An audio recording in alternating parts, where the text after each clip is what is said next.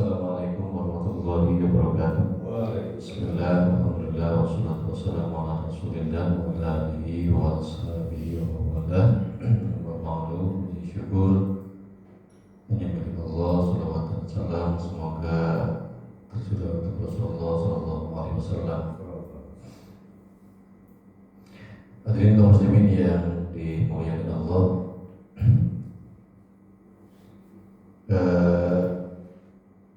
selanjutnya adalah surat Al-Baqarah ayat yang ke-89. Bismillahirrahmanirrahim. Walamma ja'ahum kitabun min indillah musaddiqun lima ma'ahum wa kanu min qablu yastabtiluna 'alal ladzina kafaru falamma ja'ahum ma 'arafu kafaru bi falanatullahi 'alal kafirin. Walamma ja'ahum, dan ketika datang kepada mereka kitabun Al-Quran min indillahi, dari Allah, musaddiqun, membenarkan, lima mau, apa yang ada pada mereka. Yang dipunyai mereka itu kitab Injil dan kitab Taurat. Wa kanu min qablu, sebelumnya mereka yastatihuna, mereka berdoa untuk meminta kemenangan. Jadi kepada Allah minta kemenangan, alladzina kafaru, terhadap orang-orang kafir, musyrik, yang di sini adalah artinya musyrik. Falamma ja'ahum, dan ketika datang kepada mereka, ma'arafu, apa yang sudah mereka ketahui. Jadi mereka sudah tahu. Kafaru bi, mereka malah ingkar, malah kufur. Maka konsekuensinya ada hukuman Allah, fala'natullahi, laknat Allah alal kafirin, bagi orang-orang yang kufur, orang-orang yang ingkar.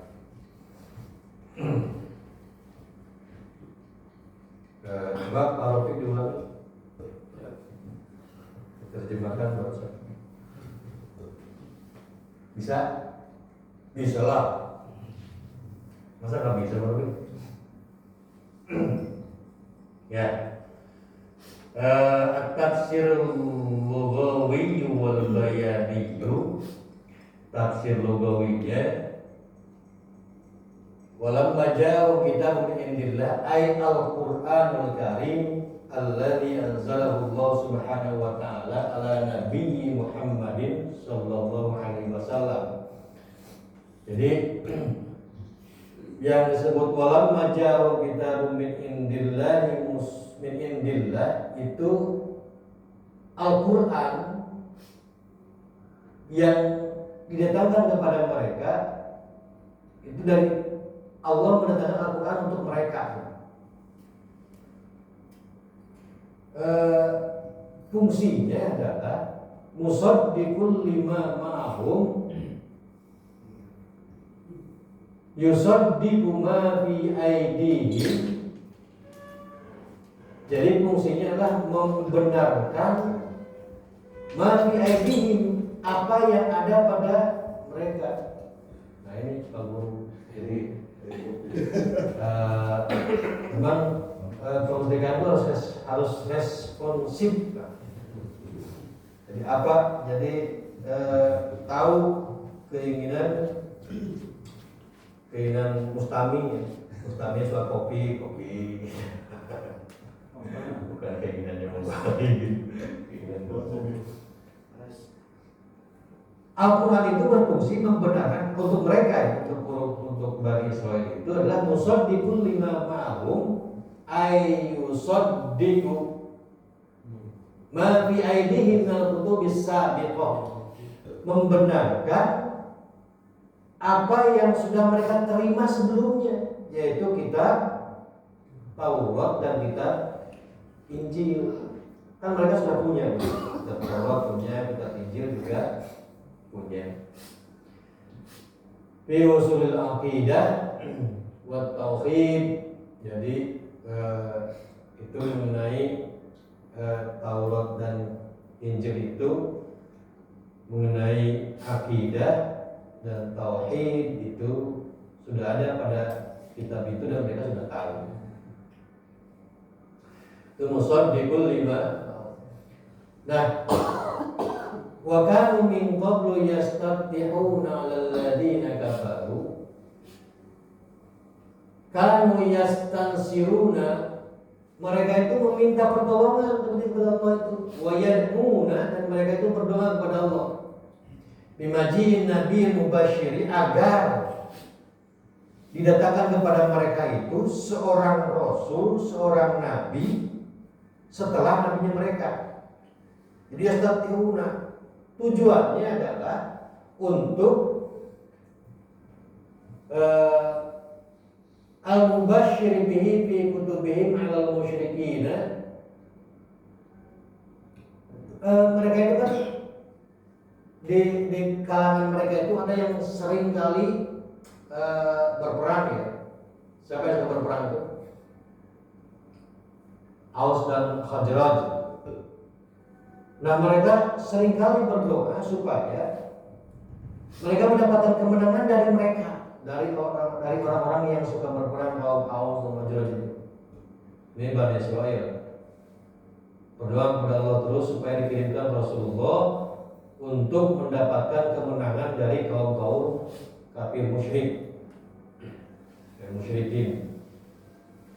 Nah, falamma ja'ahum ma'arafu kafaru bi.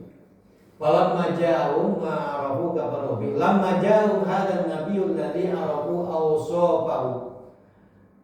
Ketika Allah mendatangkan seorang rasul, seorang nabi kepada mereka, dan mereka pun tahu akan kehadiran, akan datangnya seorang nabi. Mereka tahu sifat-sifat nabi itu. Wasidqan nubuwwati fi kutubihim. Mereka juga tahu dan membenarkan bahwa akan hadirnya kenabian dalam kitab mereka itu sudah dijelaskan. Dalam Injil, dalam Taurat, bahwa akan adanya seorang rasul, seorang nabi yang akan datang pada mereka.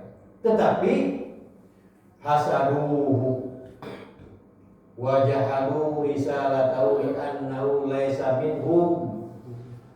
Mereka malah hasud, dengki, karena nabi yang datang kepada mereka itu bukan dari golongan mereka.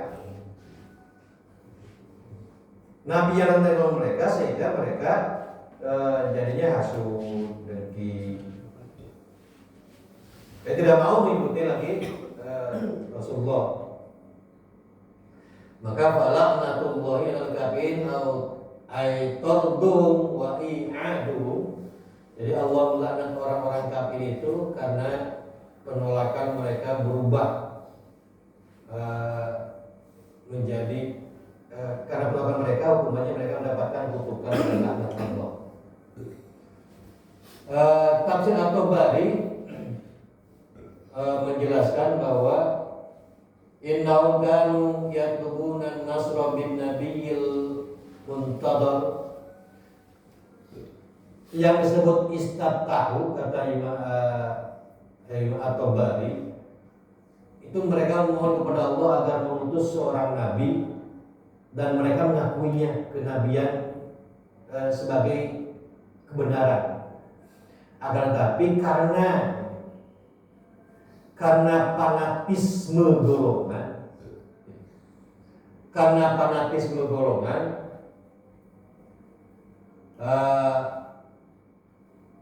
watawadu'in, karena fanatisme golongan itu dan kedengkian, wal hasad dan kedengkian, maka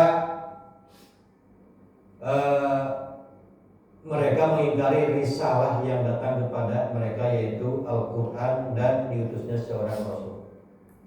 Jadi ingkarnya mereka itu karena kedengkiannya, karena fanatismenya terhadap ajaran yang sudah mereka terima dulu.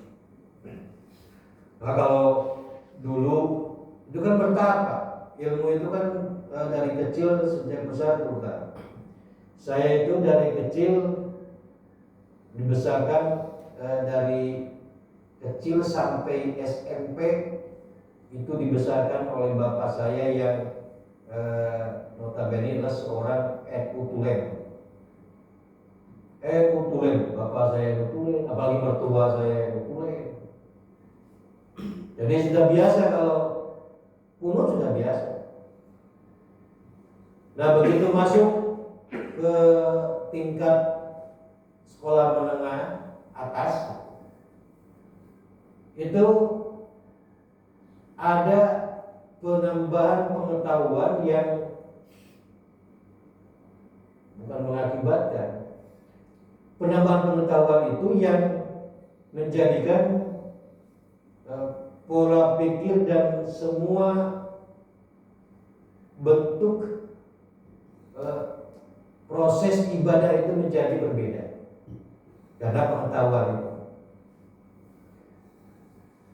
Nah, sampai sekarang pun saya tidak mempertahankan fanatisme terhadap golongan yang bapak saya pegang. Ya, urusan pengetahuan ya pengetahuan orang tua saya. Pengetahuan saya adalah pengetahuan saya, karena pengetahuan itu semakin berkembang, maka apapun yang terjadi dalam proses kehidupan ini pasti akan berbeda.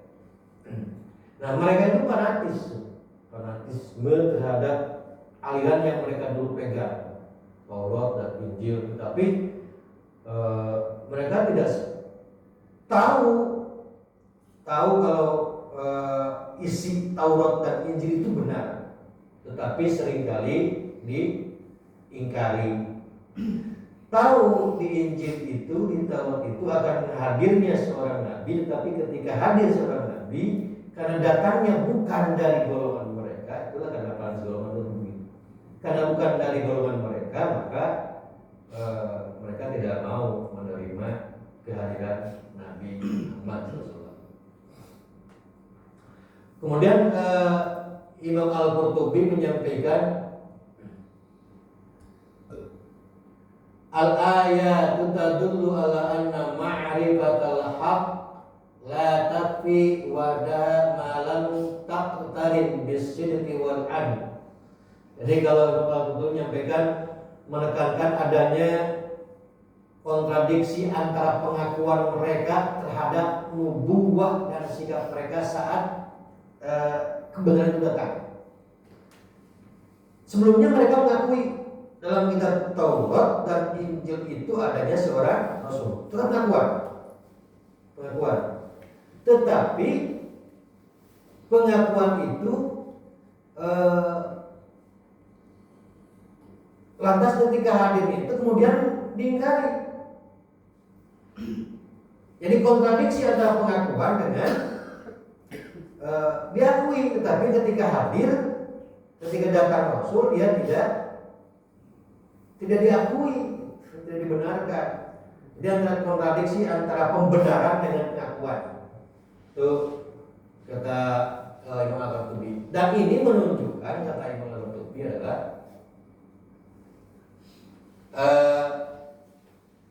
itu menunjukkan kerusakan hati mereka karena iri dan sombong. Jadi itu kalau ada orang yang mengakui kebenaran, mengakui adanya kebenaran, tetapi kemudian diingkari kebenaran itu, maka itulah penyakit hati, kerusakan hati. Itu karena kerusakan hati itu muncul akibat iri, hasud, dan sombong. Ibnu Katsir menyampaikan, karena Yahudu yukhbiruna al-Aus wal Khazraj innahu sayub'atsu nabiyyun fi akhir zaman.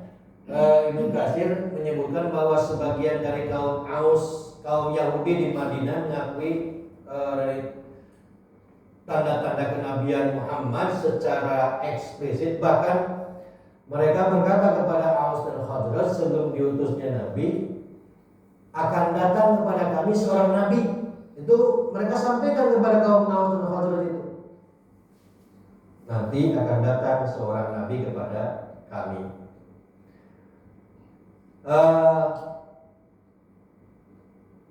Lalu kami akan, nah ini juga, tapi disampaikan ini kepada kaum Aus itu, tetapi katanya, kata mereka itu akan datang ke kami. Lalu kami akan membunuh kalian sebagaimana kaum Ad dan Iram. Namun saat Nabi tersebut datang, mereka malah ingkar.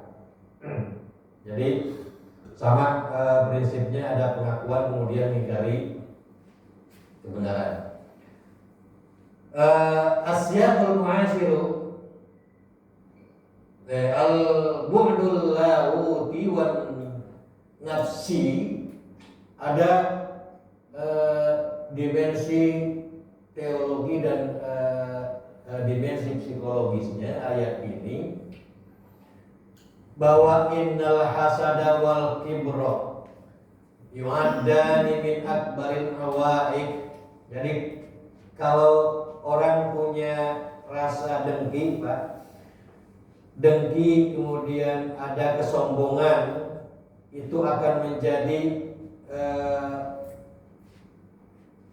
yu'addani min akbaril awaik allati tamna'ul insan min qabulil haq. Jadi kalau orang itu ada rasa dengki, dia punya sifat dengki dan sombong, kedua-duanya itu akan menjadi penghalang utama, tamna'u al-insan min qabulil haq, itu akan menjadi penghalang utama manusia dalam menerima kebenaran. Sulit sekali orang menerima kebenaran kalau dalam dirinya itu ada sifat kedengkian, ada sifat kesombongan. Akan sulit menerima kebenaran dari yang lain, meskipun kebenaran datang dari teman sendiri, datangnya dari apalagi dari bawahan. Itu akan sulit kalau hatinya punya sifat dengki dan sombong. Sulit menerima kebenaran. Hatta wa in ni'taraf min bil aqlu wal qalbu, itu meskipun Pak, akal dan hati telah mengakuinya. Meskipun akal dan hati itu mengakui bahwa itu benar, tetapi karena ada sifat hasad, dengki dan sombong, sulit kebenaran itu diterima. Itu yang terjadi pada mereka itu. Terus kan mereka juga manusia ya, mereka juga manusia kan, manusia juga manusia. Kayak kita manusia enggak? Manusia, sama. Mereka manusia, kita pun manusia. Kalau mereka manusia itu karena ada sifat dengki dan sombong, itu akan menyulitkan menerima kebenaran. Meskipun hati, akalnya itu mengakui bahwa itu benar. Kita pun sama, karena kita pun manusia. Dan kita juga manusia ya. Kita pun kalau ada iri, punya sifat dengki, punya sifat sombong, sulit menerima kebenaran itu. Meskipun kebenaran itu datangnya dari teman sendiri yang lebih pandai, sulit. Karena tadi itu ada sifat dengki dan sifat sombong. Kemudian tushiru hadil ayat allati khuturat at-ta'asub al-madhabiyyi wal piyawiyyi. Jadi ayat ini menjadi pelajaran tentang bahayanya sikap fanatisme golongan. Jadi bahayanya ayat ini itu pelajaran mengenalkan bahayanya fanatisme golongan. Hati-hati dengan fanatisme golongan. Atau wal bi'awi wal ananiyah al qita'iyah. Apa itu ego sektarian itu baik? Ya? Jadi ego kepentingan diri sendiri, gitu ya? Ego golongan.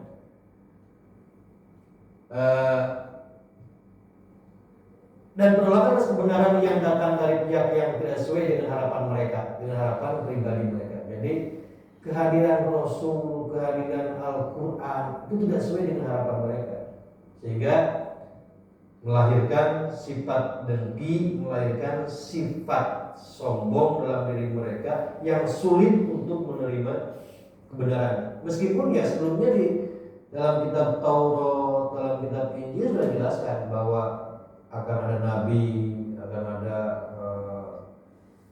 kitab yang diturunkan lagi. Bahkan mereka berdoa sebelumnya agar turunkan seorang nabi. Tapi begitu datang nabi tapi tidak sesuai dengan harapan mereka, malah mereka bilang itu karena muncul akibat kedengkian dan kesombongan. Asyaqul ma'asiru wa hamiyatul ayati fil waqi'il hali.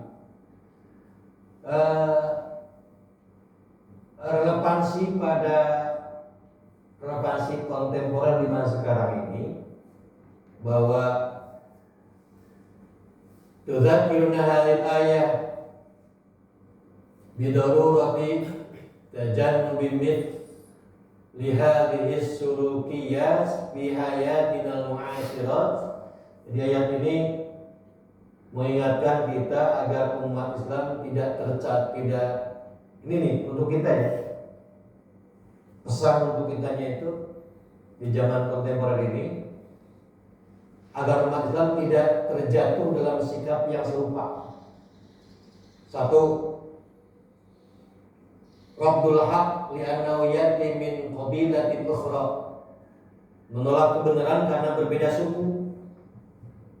Aw madhhabin akhar, atau berbeda golongan atau mazhab.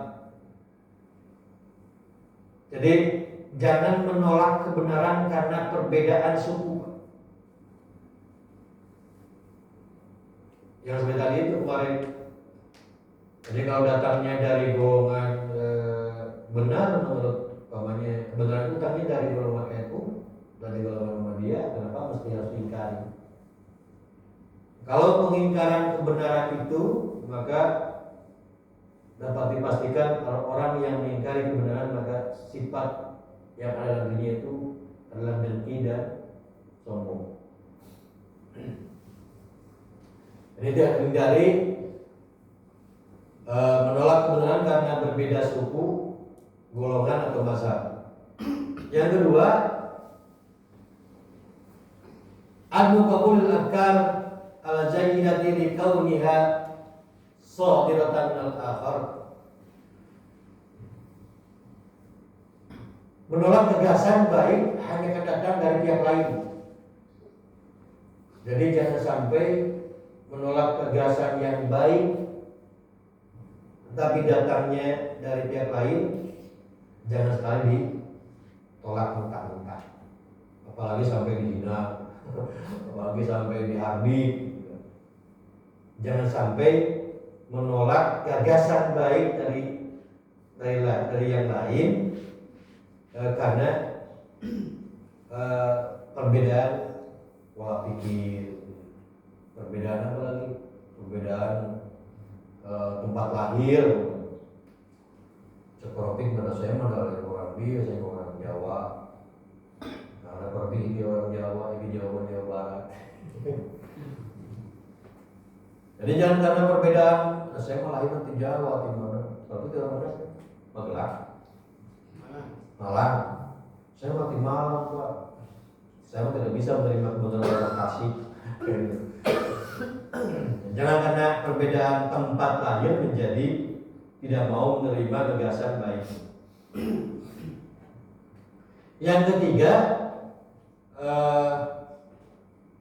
ahamiyatus sidqil ilmi wal amanatil fikriyah fi qabulil haq wal bahthu anhu mahma kana masdaru. Pentingnya kejujuran intelektual. Pentingnya kejujuran intelektual dalam menerima kebenaran. Apapun sumbernya. Apapun sumbernya. Maka nama seru dari manapun sumbernya, kalau itu benar, maka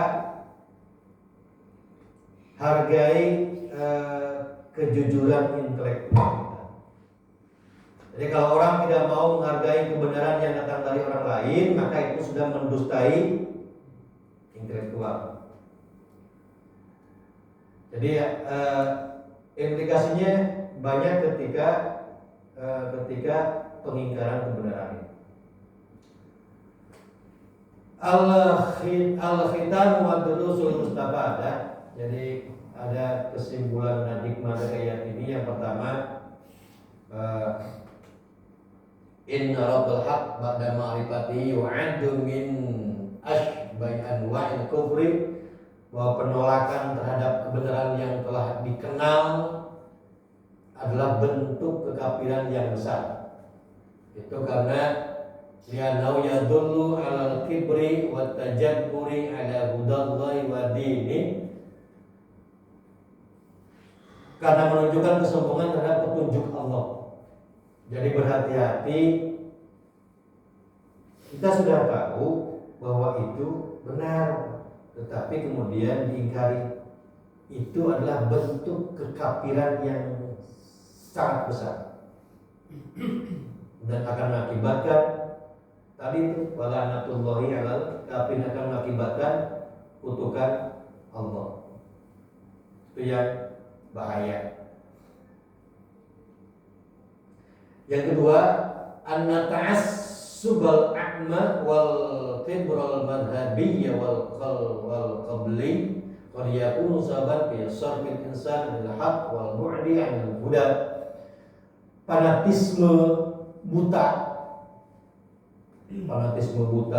karena kebodohannya dan kesombongan golongan atau kesombongan pribadi atau kesombongan golongan, fanatisme terhadap golongan, fanatisme yang tanpa pengetahuan, maka itu akan berpotensi memalingkan seseorang dari petunjuk yang benar.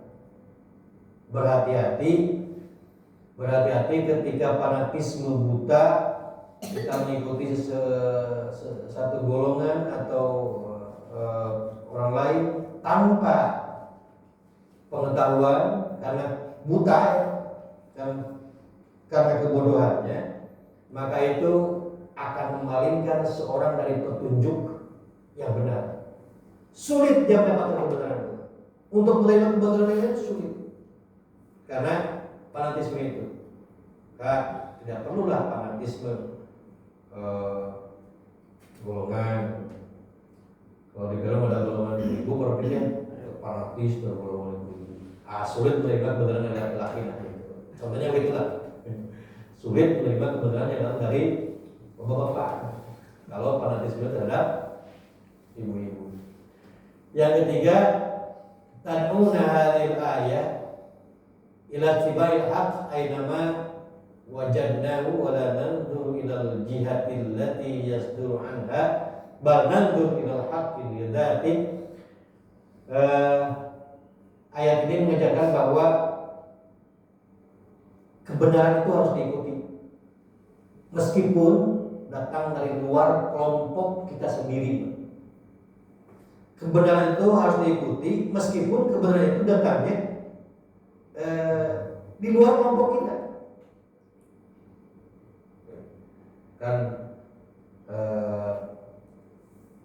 ngoge ngog hayam ge bener kan ya, meskipun keluar dengan bujur hayam pan hina pak kalau tidak bujur hayam ya, tapi tetap boleh dengan dimakan ya. Itu.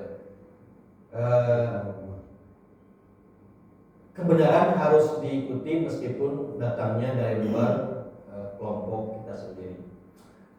Aja yang disampaikan ini referensinya satu kitab At-Tabari, ya Tabari Jamil Bayan, kemudian Jamil Akam Al-Quran, kemudian Tafsir Al-Quranul Azim Ibnu Katsir, dan saya tutup di Quran. Ada 4 referensi yang baru saya sampaikan. Demikian, mohon maaf atas segala hilafnya. Bismillahirrahmanirrahim. Assalamualaikum